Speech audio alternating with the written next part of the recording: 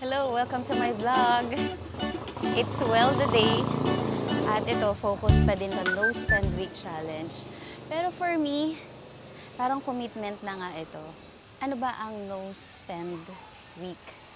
Ang No Spend Week ay isang challenge kung saan nangangako ka na gumastos lang ng pera sa mga mahalagang bagay sa takdang panahon. For example, kada linggo, possible itong maging mahusay na paraan para i-reset ang mga habits sa paggastos, makatipid na pera at maging mindful or maingat sa paggasta. Ang No Spend Week ay isang diskarte sa pagsisave ng pera sa loob ng isang linggo. Meaning to say, walang kakain sa labas, walang mamimili ng hindi importante, at walang bagong subscription, wala ring gasto sa entertainment, katulad ng sine at concert. Tara, samahan niyo ako mamili at pag-usapan natin ang diskarte sa No Spend Week Challenge. May mga na-realize ako as I do the No Spend Week Challenge. First, na-realize ko, isa na siyang habit for me. Hindi na pala basta challenge. I started doing No Spend Week more than 2 years na. Hindi na struggle for me to do it. Paano ko nalaman? Baka hindi kayo maniwala. Nalaman ko dahil na-feel ko ang sense of fulfillment at saya every time na hindi ako naglalabas ng pera para sa isang bagay without asking myself, kailangan ko ba ito? Madalas ko ba gagamitin? Nasasabi ko talaga, yes, napagtagumpayan ko. If things don't spark joy, pass na lang talaga ako dyan. Sabi nga ni Marie Kondo, a Japanese organizing consultant, hold on to things that spark joy sa buhay.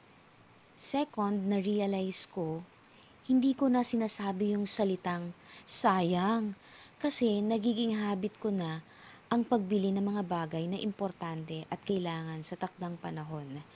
And last but not the least, mas pinipili ko na ngayon gumastos sa experience katulad ng travel kesa material na bagay.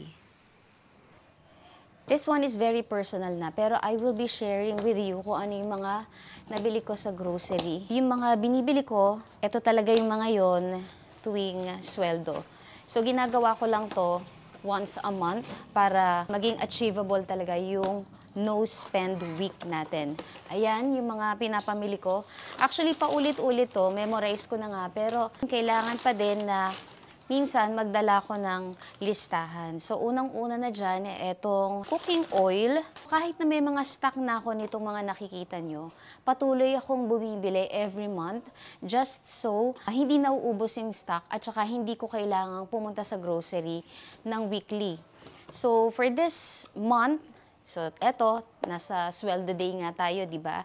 So, ito yung mga pinamili ko. Aside from cooking oil, fabric softener. So, softener yung binili ko ngayon, yung powder, hindi ko muna siya binili kasi as of today na sweldo, kumbaga, calculated ko eh. Alam ko kung aabot pa ng a month yung supply ng detergent powder ko. Ito lang muna yung binili ko, etong Fabcon. Kitchen towels, Domex, panglinis ng CR, ng lababo, and then, syempre, etong Colgate.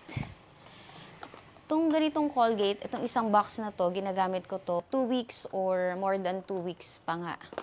Dahil pea-size lang naman yung paglalagay ng toothpaste sa toothbrush. At eto naman, sobrang bihira lang ako bumili ng glass cleaner. Kasi, or minsan lang naman talaga ginagamitan ng glass cleaner ang mga glass top, diba? Or window. Most commonly used sa paglilinis naman is water. Kaya, I use this sparingly lang. Ito, sa paglilinis ng floor kapag kailangang maglampaso. Meron pa din ako stock niyan, pero dahil gusto ko nga maging consistent sa pagbili lang ng grocery ko monthly, so, yan, nagsastock na rin ako kahit na meron pa din. Para maiwasan nga yung, alam niyo yung tatakbo ka sa grocery kasi naubusan ng isang supply lang. Diba? Sayang din naman yung time at saka minsan pag umuulan, syempre, sasakay pa ng tricycle, ganyan. So, eto, bumili din ako ng Colgate Plaques. Syempre, panglinis pa din, etong Zim Cleaner. So, again, ito yung mga lagi kong binibili tuwing payday, which is once a month ko lang naman ginagawa, just so maging consistent din ako sa no spend week challenge. Actually, yung no spend week challenge, matagal ko na siyang nagagawa. And as of now, nasa no spend month na nga ako eh. Pero yung sa no spend month, hindi ko pa siya masyadong namamaster. So yung no spend week, very confident ako na i-share sa inyo na talagang very consistent ako doon. So tingnan pa natin yung mga ibang supplies ko para ma-share ko sa inyo. And this is very personal na, pero gusto ko talagang i-share sa inyo kung ano yung ginagawa ko para magkaroon din kayo ng idea. So, kung mapapansin nyo, wala akong biniling mga delata kasi hindi ko naman talaga madalas gawin yon. If gusto ko man, siguro mga ilang piraso lang, pero kasi ito talaga yung mga staple na binibili ko. Sa pagbili naman ng mga gulay, karne, mga pagbili ng ulam, kasi namimili kami, hindi rin weekly eh. Usually, mga every 2 days para bagong kata yung karne, tapos yung gulay fresh. So, hindi kami masyadong nagsastock ng gulay at saka karne sa ref kasi pag binili, luto agad. May mga time talaga na, di ba gusto nating kumain at yung mga pagkain na yun, yung parang alam mo yung minsan, gusto lang natin talaga. Minsan lang hindi naman lagi. So, ako, meron akong stash. Stash ang tawag ko.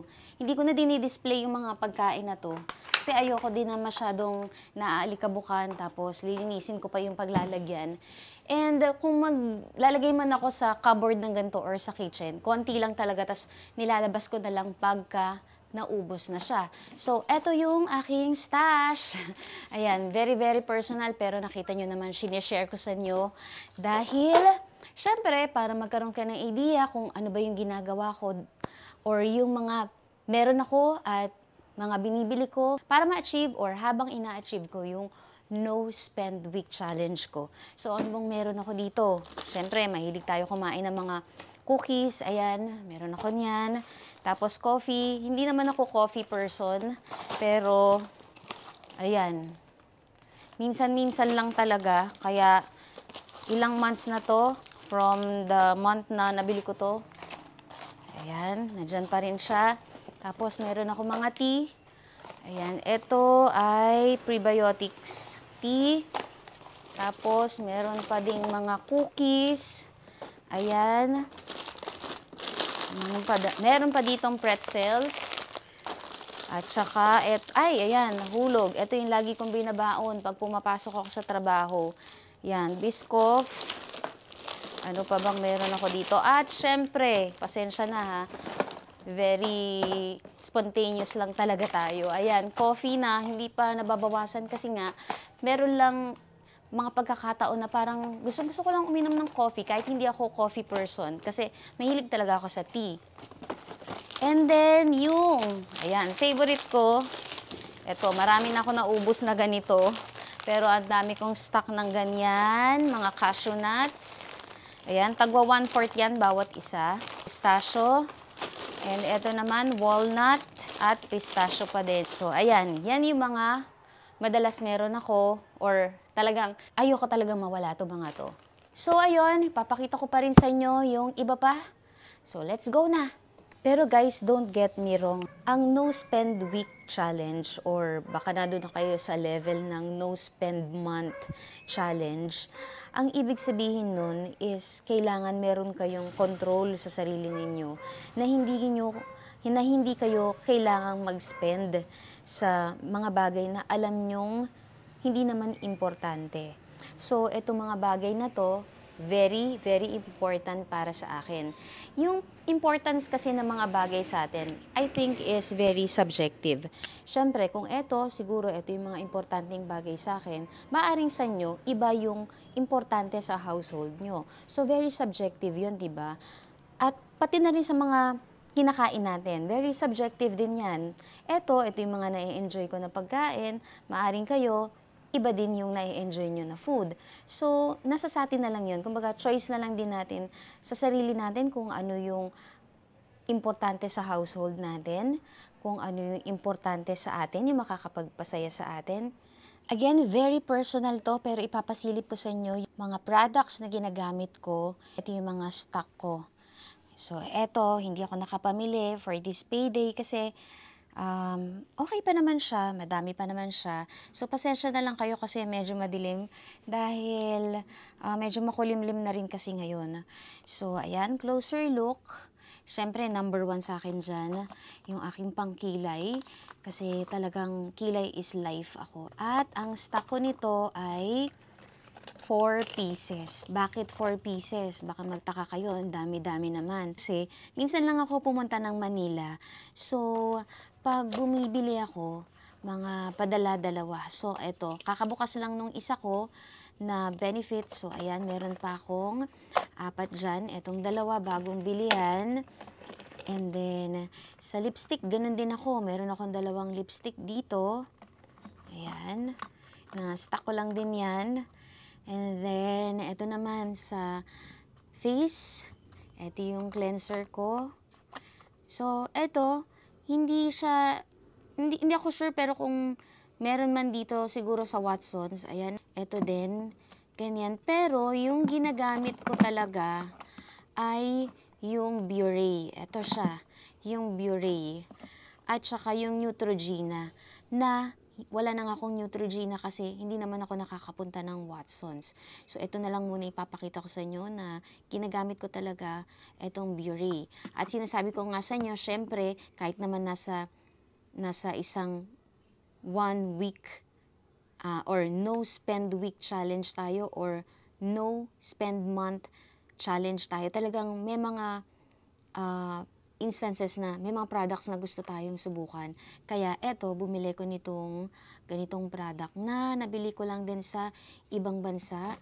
And then meron akong stock ng eto, blush on.